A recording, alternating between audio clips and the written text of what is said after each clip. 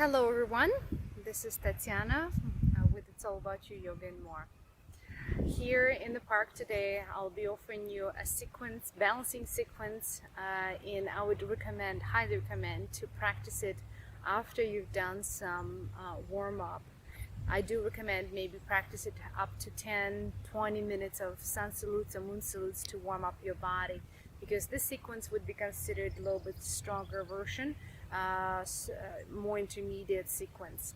So for references, you can find also other videos of mine on sun salutes and moon salutes as well. Okay, let's begin.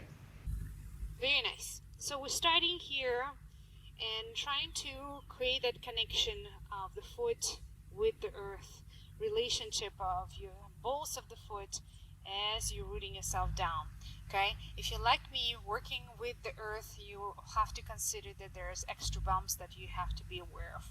Okay, so rock a little bit, get the feel of the surface beneath you, and when you're ready, stabilize yourself and bringing your left knee forward and setting up for a tree pose. The highest version, the deepest version would be setting up the foot to the inner thigh. You want to find the alignment between the hip points here, parallel to the ground. Make sure you're not straining your right knee. You're hugging the muscles into the bones in the legs. You're keeping your spine tall. You can stay in a prayer position with your hands, or you're taking arms over your head, finding your balance as you're stabilizing here. Relax your shoulders, reaching with the sternum and the crown up. Tuning into your breathing.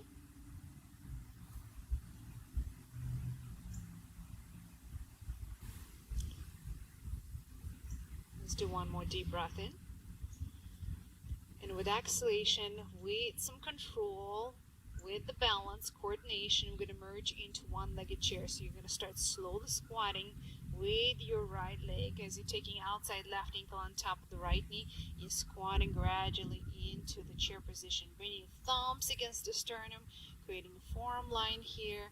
Continue bringing your tailbone down as you're supporting with a strong core. You bring navel into the spine right here, stabilizing yourself. Make sure you are squatting so that the knee is staying in line with the ankle. You're not moving your weight forward, it's movement back a little bit. Good. Feel the stretch all the way through the outer hip here. Try not to collapse in the hip either. So neutral hips. On the next inhale, you gradually bringing yourself upward, bring left knee forward into hovering flamingo. And then with exhalation, I'm going to slide that left leg back and grab inside arch of the foot, taking the right arm up overhead. You hold. I'm going to turn myself just a little bit on the side so you can see. We're going to try to keep your hips neutral here. Knees together, hips together, shoulders together, right arm up. And then from here, you can either remain holding or you can start gliding and arriving into a back bend. Make sure your back bend stays tall, long, and extended. There's a tendency to fall backward like this. If you're falling backward, it means that the hip goes all the way up. So you remain in the hips, looking forward and down, squared hips. Okay? Holding here for a few more breaths. There is a maybe move when you're having enough strength and confidence going down, hinging from the hips into a forward bend. Right? You can create kind of like more, almost like a hovering version here, or maybe reaching the ground, maybe using the block and help yourself here. With some control, with the soft knees, slowly starting to bring yourself upward, inhaling, back with the knee gliding forward, hugging the knee, flamingo, drawing your shoulders, elbows back, flex your foot, finding a stability. Your right leg and ankle is probably already getting tired because it's a long time holding balance here. And slowly release. Good. Shake it off. Noticing how different the right leg feels now, all the way from the hip to the knee and the ankle. Shake it off. Go ahead and do the other side sequence. So again, try to get the feel of the surface that you're working with, rocking a little bit. Work with four corners of the foot, big ball, pinky, and the edges of the heel. And we'll start with the tree. Bring right knee forward, and bring the foot to the inner ankle. If you rather do the inner knee, make sure you're not straining the knee or inner shin bone. That's all right too. So alignment, extension, and then trying to find the ease. Breathe.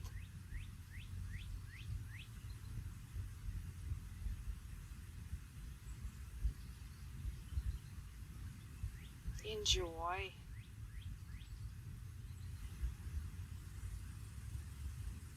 Two more breaths.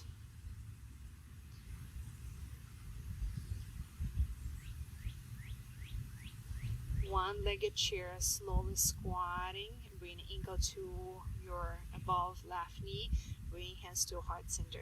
As you hold in your chair, I'm going to turn with my side a little bit so you can see better what's going on with the back body and set up with the legs.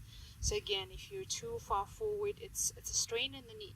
You're going to shift the weight back, and then you want to work on bringing the core in and lengthening your lower back.